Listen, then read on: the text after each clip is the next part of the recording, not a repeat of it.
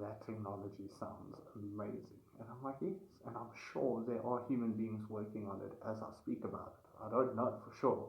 I'm just suggesting, like, what if there was a system of nanotechnology like that, that's medical, that's strictly medical, that's all it knows. But now, the technology like that also, it makes things like Call of Duty like now seem suddenly realistic. A person gets shot and the screen's going all red and whatever, and now like they regenerate and like they come back after a few seconds or whatever. Like that sort of nanotechnology makes things like that seem not very unrealistic anymore. And the same can go for storing consciousness. Now, this is even deeper than nano drones or whatever. Storing consciousness. Yes, it's very deep. Because, like I say, if this is running in the background and it's tracking a lot of information about you, it's tracking this application that I'm talking about, it's always running in the back of your head, or literally head, and it's tracking all this information about you that it detects once a person's passed or they're dead, and remembers all those memories. It has all of that information sort of stored, and it can implant it into a new body. And it's almost like being conscious, suffering a traumatic event, and then like waking up somewhere else and like thinking it was a dream. Almost like respawning, if I could say it like that. Respawning into reality, yes, like a respawning. And it's like, you game way too much, Warren. And I'm like, I know, maybe that is true. But when I'm playing or whatever, I'm also learning and I'm also seeing and appreciating a lot of the systems that individuals have put together and exploring beautiful worlds and things like that. I'm also learning while gaming. I'm not just sitting there mindlessly with my tongue out, just sort of like not thinking about anything. Usually the logo is always there when I'm gaming, so I'm always like thinking, yeah, but now how could we apply that to reality and Inuit Productions? And that's why I was like, now if consciousness is like it's happening in front of me on my screen, I'm watching my avatar die, and then I respawn somewhere else, and I've still got the same memories. It's like maybe I'm freaking people out talking about all this consciousness transference and medical drones and whatever. So I'll leave that there. We'll get back to it later. But what else has gaming taught me? What else have I observed in the gaming world from games that can be applied to reality? Well, this is going to sound scary or whatever, but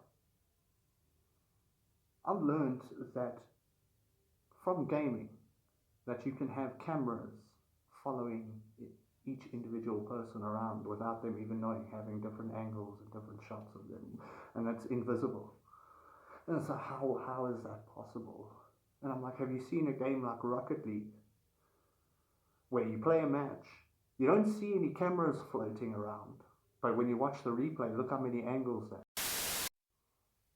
And there I go talking about games again, which I apologize for.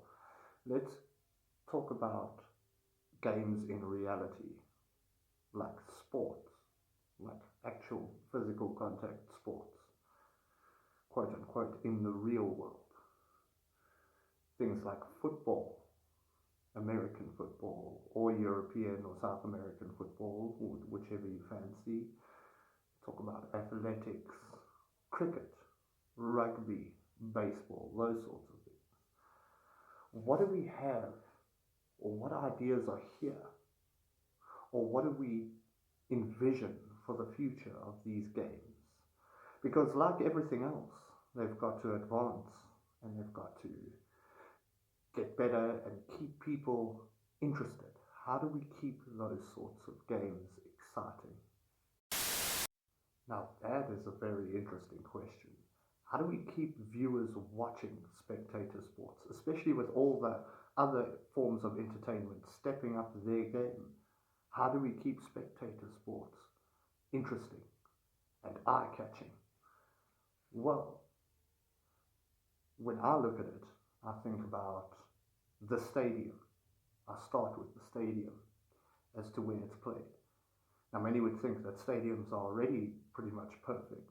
They are already modern wonders of the world. They are spectacular. But I see a different way of viewership or a different way of spectating these sports that can be constructed into newer and more expensive stadiums.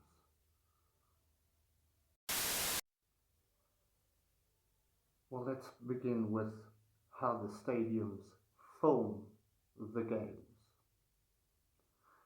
Right now, they use a couple of scores of cameras.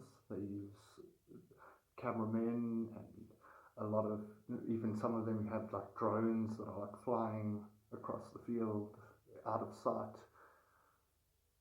which is good, but what if we add more? But more importantly, what if we add a network to the stadium? A network that,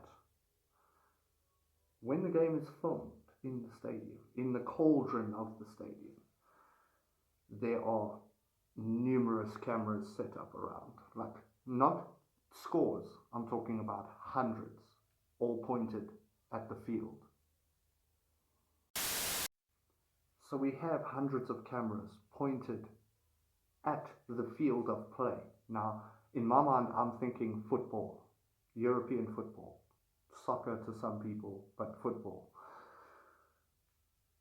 Now, what do we need hundreds of cameras set up? Maybe along the ceiling of the stadium so that they're out of reach of people throwing stones and just people can't mess with them, but all pointing to the field of play. Why would we need that?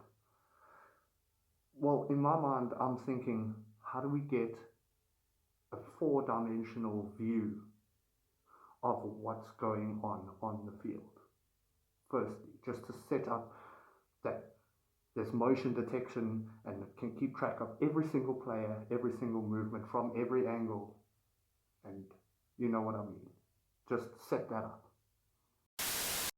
So what do we have with those hundreds of cameras? What does that do for us?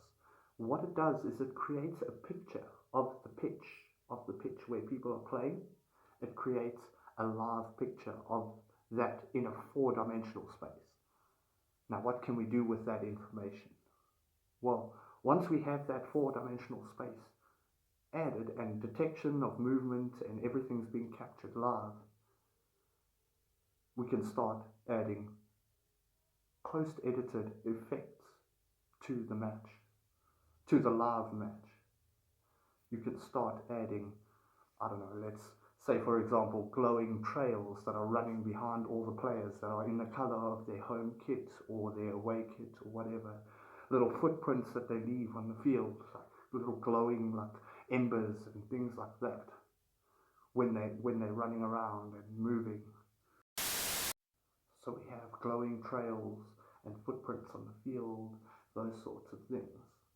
But what if we have these effects on the ball as well, where the harder it's kicked, the more luminescent it gets, and longer of a trail it leaves. Even when it curls, it leaves like a curled trail that goes into the top corner, all in like fantastic colors, and it's like a light show. What if we have something like that? Well, I could imagine you saying that's going to take a lot of processing power. And I'm saying, well, we're talking about expensive stadiums, some of the best in the world. We're talking about the top leagues in the world. And another incentive as to why people would want to play in these leagues. Because if you put on a show like that, some people who don't even like the sport will watch it just for the spectacle of it.